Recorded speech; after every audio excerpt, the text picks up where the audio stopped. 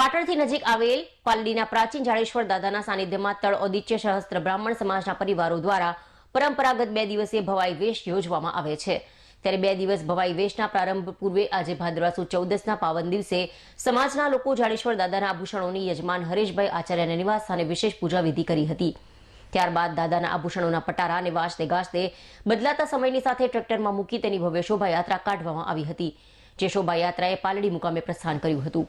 છેલ્લા ઘણા વર્ષથી પાટણ શહેરમાં વસતા તળ ઔદિત્ય બ્રાહ્મણ સમાજના 45 પરિવારો પોતાના સ્વખર્ચે ભાદરવા સુદ 14થી 2 દિવસીય ભવાઈ વેશના વિવિધ પાત્રો ભજવે છે। જે અનુસંધાને આજે જાડેશ્વર દાદાના આભૂષણો મામલતદાર કચેરી ખાતેથી લાવી મંદિરના પૂજારી હરેશભાઈ આચાર્યના નિવાસ સ્થાને તેની વિશેષ પૂજા વિધિ કરાઈ હતી। ત્યારબાદ વાજતે ગાજતે શણગારેલ ટ્રેક્ટરમાં આભૂષણોના પટારા મૂકી જૂનાગંજ ચોક ખાતે લાવવામાં આવ્યો હતો, જ્યાં સમાજના ભવાઈ વેશ કરતા યુવાનોએ તલવારબાજીના પટ્ટા ખેલી તેમજ અન્ય ભવાઈ વેશની ઝાંખી કરાવી હતી। ત્યારબાદ આ શોભાયાત્રાને પાલડી મુકામે વાજતે ગાજતે પ્રસ્થાન કરાવવામાં આવી હતી।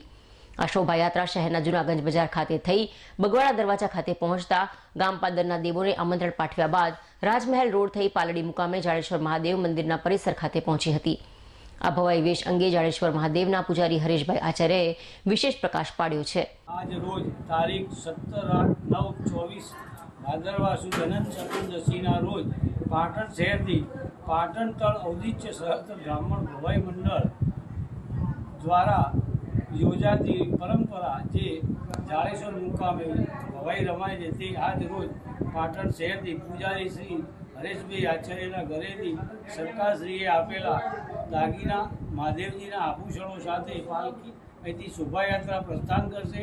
ત્યારબાદ કૃષ્ણ સિનેમાએ જઈ ગાલ્લામાં મૂકવામાં આવશે અને ત્યાંથી ભવાઈ મંડળનો સંઘ જે નીકળશે અને બગવાડા દરવાજે ગામ પાદરના દેવોને નિમંત્રણ આપી ત્યાંથી પ્રસ્થાન કરી અને જાડેશ્વર મુકામે જશે। ત્યારબાદ ત્યાં સાંજે 4:30 વાગે મહાદેવજીની મહાપૂજા થશે। ત્યારબાદ રાત્રે 9 કલાકે મા બહુચરની આરાધના કરી દિવ્ય આરાધના અને ત્યાંની ગરબી ગવાશે, જેને મંગળદીપ કહેવામાં આવે છે।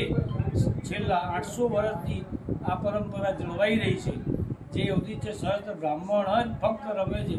અને ત્યારબાદ ત્યાં મંગળદીપ પ્રાગટ્ય કરી ચાચર ચોકમાં ભવાઈ વેશ રમતો કરવામાં આવે છે, જેમાં પ્રથમ ગણપતિ રમાશે, ત્યારબાદ વિઠ્ઠળ, ત્યારબાદ મિયા, પછી ગોરખ યક્ષિણી, ત્યારબાદ મહાકાળીનો વેશ, ત્યારબાદ ઝંડા ઝુલણ અને સવારે રાવણનું યુદ્ધ થશે। જે રામ રાવણ પરંપરા મુજબ યુદ્ધ થયા પછી ભવાઈનું સમાપન કરવામાં આવશે। ત્યારબાદ શ્રી નિજ મંદિરેથી જાડેશ્વર દાદાની શોભાયાત્રા નીકળશે, જેમાં સંપૂર્ણ અમારો ભવાઈ મંડળ પરિવાર તથા સમસ્ત ગ્રામજનો સાથે મળી હર્ષોલ્લાસ સાથે દાદાની પાલકી કાઢી વાઠોના તળાવે જઈ ઝીલણ ઝીલાવવાનું, ત્યારબાદ દાદાશ્રીને પરત લાવી નિજ મંદિરમાં સ્થાપિત કરી આ કાર્યક્રમ સંપન્ન કરવામાં આવે છે। પણ આ કાર્યક્રમની ભવાઈની એક વિશેષતા છે કે જે નિસંતાન દંપતી હોય અને કોઈ દુઃખી હોય તો આજની રાત્રે જાગરણ કરી મહાદેવજીની માળા કરતા રહે અને આ ભવાઈ વેશ જો જોડે એક બે જગ્યાએ બેસીને તો શ્રી જાડેશ્વર દાદા સર્વેની મનોકામના પૂર્ણ કરે છે। નિસંતાનોને ઘણા દંપતીઓને બાળકો આપ્યા છે, તેના તાદશ્ય દાખલાઓ પણ છે। એ સત્ય ઘટના છે, કોઈ કપોલ કાલ્પિત નથી હોતું।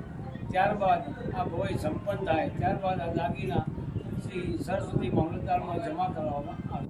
પરંપરાગત રીતે બ્રહ્મ સમાજ દ્વારા પાટણ પર જે સાંસ્કૃતિક પ્રોગ્રામ માતાજીનો કરવામાં આવે છે, જાડેશ્વર મહાદેવ દાદાના સાનિધ્યની અંદર અમારા જાડેશ્વર મહાદેવ ઈષ્ટદેવ છે અને મા બહુચરનો ત્યાં ભવાઈ રમીએ છીએ અને આ એ વર્ષોથી અમારી પેઢી દર પેઢીથી આ પ્રોગ્રામ થતો આવ્યો છે અને અમારું એ રીતે કહેવાય છે કે અમારું આ કરવેઠું જ છે અને અમારા ઘરથી એટલે કે કુટુંબથી જે પણ ફોરેન રહેતા હોય તો અમારા ઘરમાંથી એક સભ્ય ગણાવી અને આર્ય માતાજીની ચાદર કરવી।